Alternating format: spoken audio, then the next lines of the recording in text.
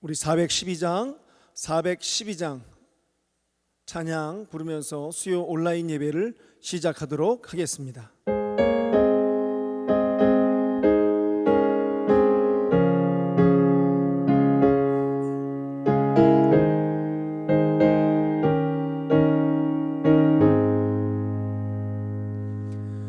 내 영혼이 극히 깊은 데서 맑은 가락이 흘러나네.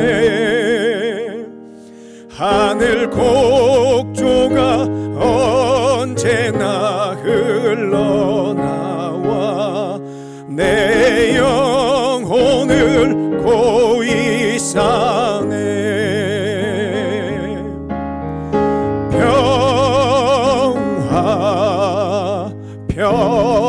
평화로다. 하늘 위에서 내려오네.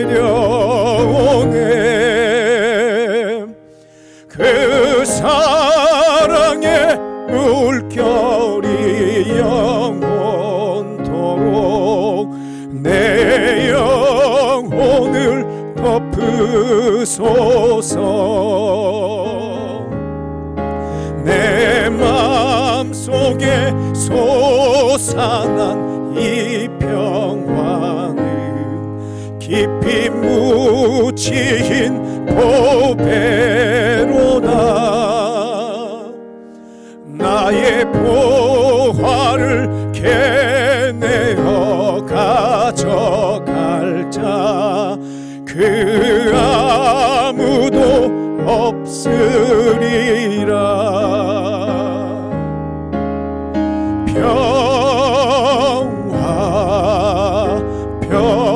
평화로다.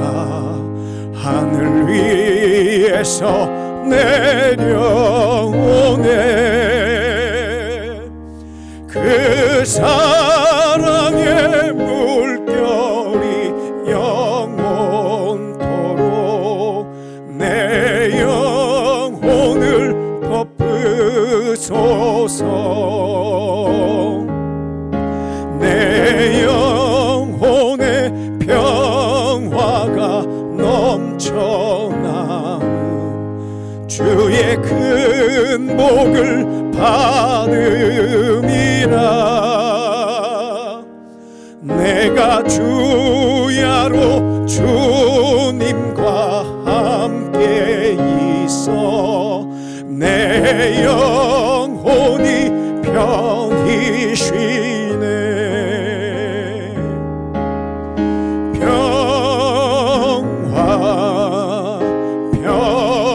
평화로다. 하늘 위에서 내려오네. 그 사랑의 물결이 영원토록 내 영혼을 덮으소서.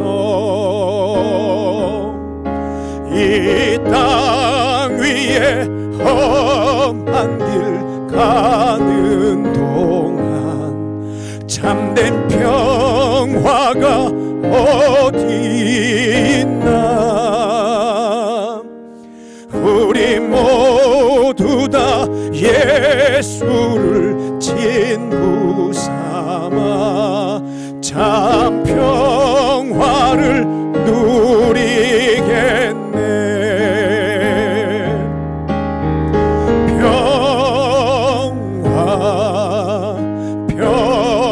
평화로다. 하늘 위에서 내려오네. 그 사랑의 물결이 영원토록 내 영혼을 덮으소서.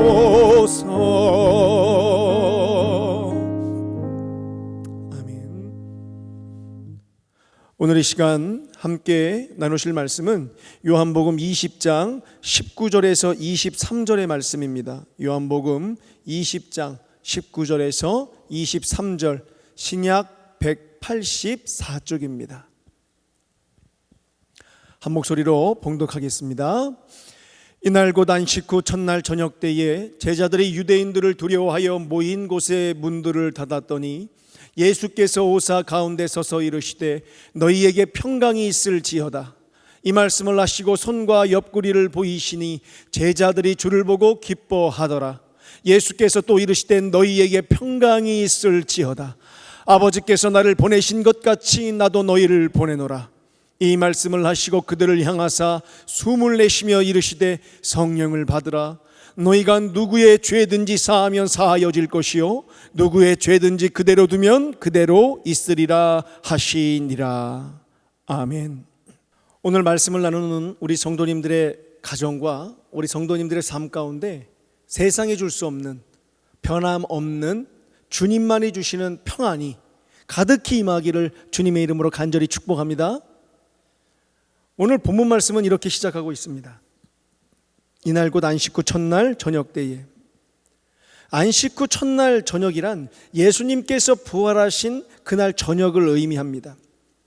그때 막달라 마리아는 오늘 우리들이 나누지는 않지만 오늘 본문 말씀 앞절의 기록을 통해 알 수 있듯이 부활하신 예수님을 만나서 기쁨으로 만나는 사람마다 내가 주님을 보았다, 주님께서 나에게 이렇게 말씀하셨다 하며 복음을 증거하고 있을 때입니다. 바로 그때 예수님의 제자라 불렸던, 예수님과 3년이나 동고동락을 했던 제자들은 어떠한 모습이었습니까? 오늘 본문 말씀 19절 하반절의 말씀을 통해 알 수 있는데 제자들이 유대인들을 두려워하여 모인 곳에 문들을 닫았더니, 예수님의 제자들이라 불렸던 그들은 말씀의 기록에서처럼 마가의 다락방에 모여 두려움에 떨며 아무것도 하지 않은 채 문을 걸어 잠그고 있었습니다. 이 제자들은 예수님께서 예루살렘 성에 입성하실 때에 마태복음 21장 10절 말씀을 더하여 표현해 보면 온 성이 소동할 정도로 그 예수님을 향하여 종려나무 가지를 흔들고 호산나를 외치는 사람들의 환호를 받으며 기세가 등등하였고 두려울 것이 없었습니다.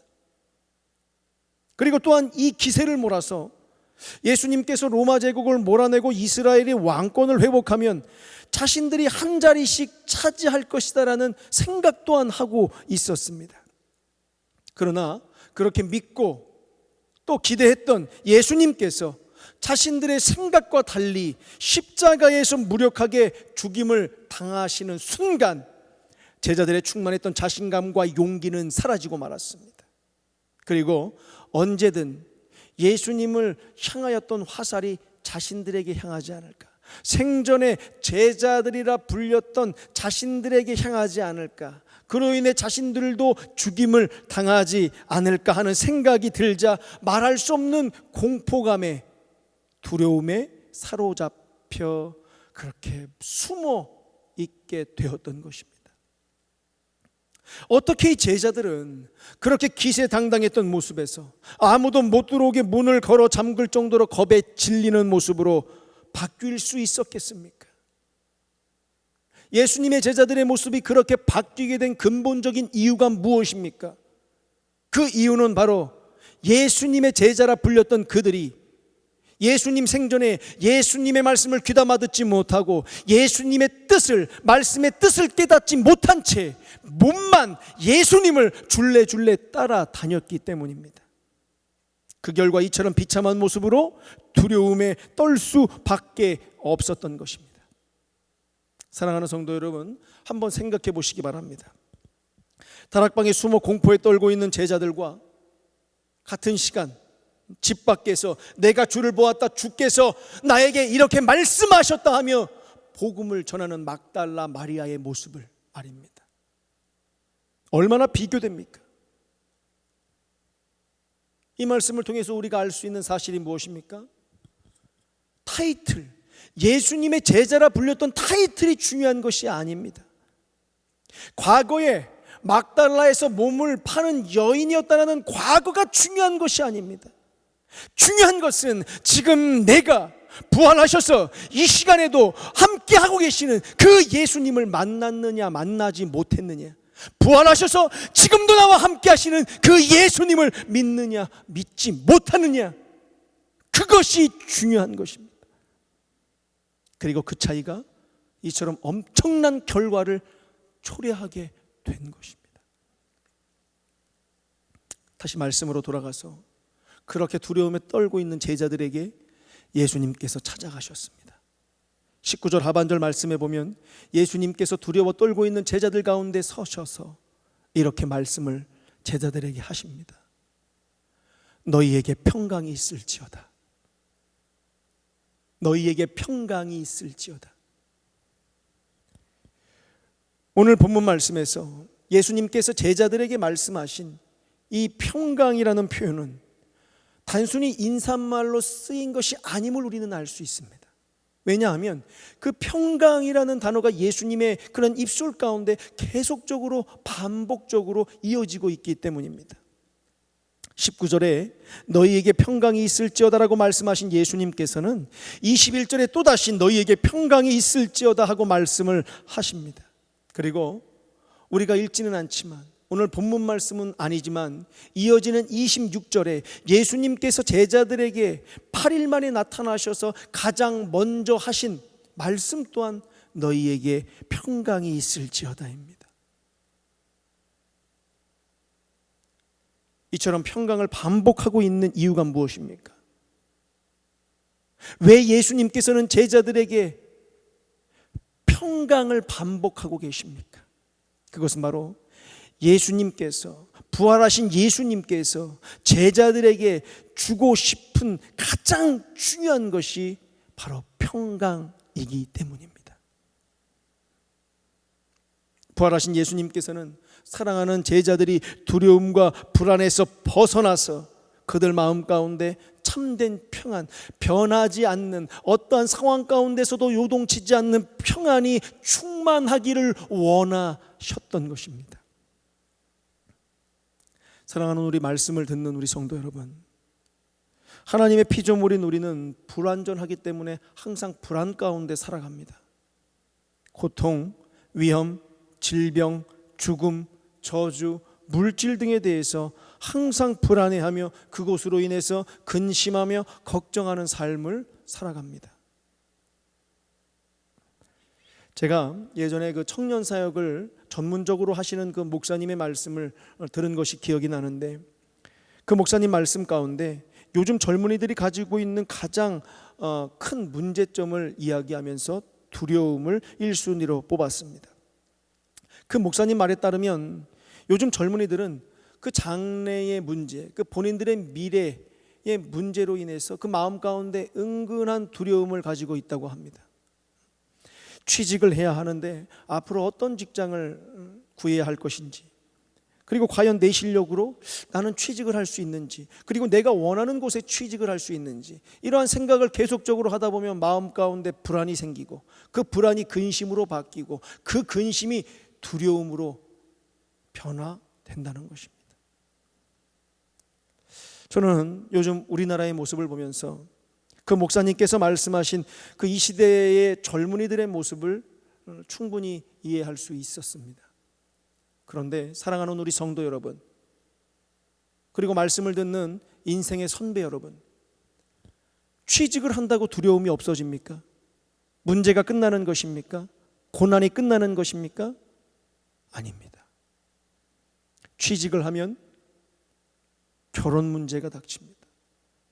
그리고 결혼을 하면 어떠합니까? 살 집을 장만해야 합니다. 자녀도 낳아야 합니다. 그리고 자녀를 양육해야 합니다.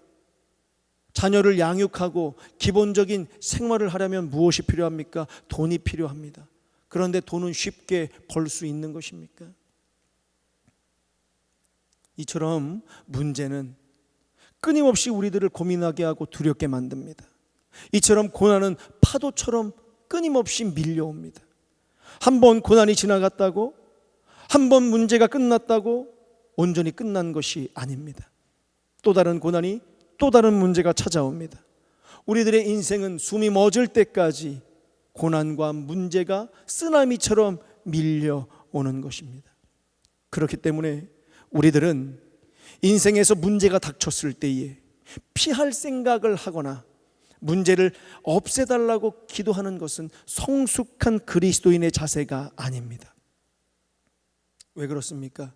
문제가 없어지는 것이 중요한 것이 아니라 그 문제를 이기는 것이 더 중요하기 때문인 것입니다.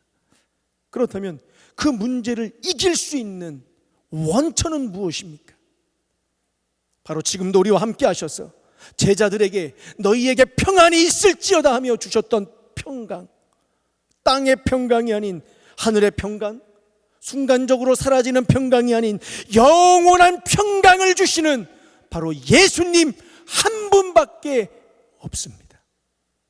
왜 그렇습니까? 예수님께서는 우리가 가지고 있는 모든 죄악, 고통, 질병, 불안, 저주, 죽음을 가지고 십자가에 못 박혀 돌아가셨다가 사흘 만에 부활하심으로 근본적으로 그 모든 문제를 이기셨기 때문입니다. 요한복음 16장 33절에 예수님께서는 이렇게 말씀을 하십니다. 세상에서는 너희가 환난을 당하나. 예수님께서도 우리가 이 세상을 살면서 고통을 당할 수도 있고 실패할 수도 있고 핍박당할 수도 있고 슬픔을 이기지 못하고 또 공포에 짓눌리고 고생할 때도 있다고 말씀을 하십니다. 그러나 그것이 끝입니까? 아닙니다. 예수님께서는 말씀을 계속해서 이어가시는데 뭐라고 말씀을 하십니까? 담대하라, 담대하라, 내가 세상을 이기었노라. 그럼에도 우리가 그 모든 상황 속에서 담대해야 하고 담대할 수 있는 이유가 무엇입니까? 바로 예수님께서 세상의 모든 문제를 이기셨기 때문입니다. 죽음을 이기시고 죄를 이기셨기 때문입니다. 그리고 그 승리자 되신 예수님께서 우리의 보호자 되어주시기 때문인 줄로 믿습니다. 저는 우리 평택제일감리교회 성도님들께서 우리를 두렵게 하고 근심하게 하고 평안하게 하지 못하는 그 문제의 근본적인 뿌리를 뽑는 유일한 방법은 예수님 한 분밖에 없음을 깨닫고 그 예수님을 온전히 의지하고 믿고 그로 인해서 그 상황을 피하거나 없애달라고 기도하는 것이 아니라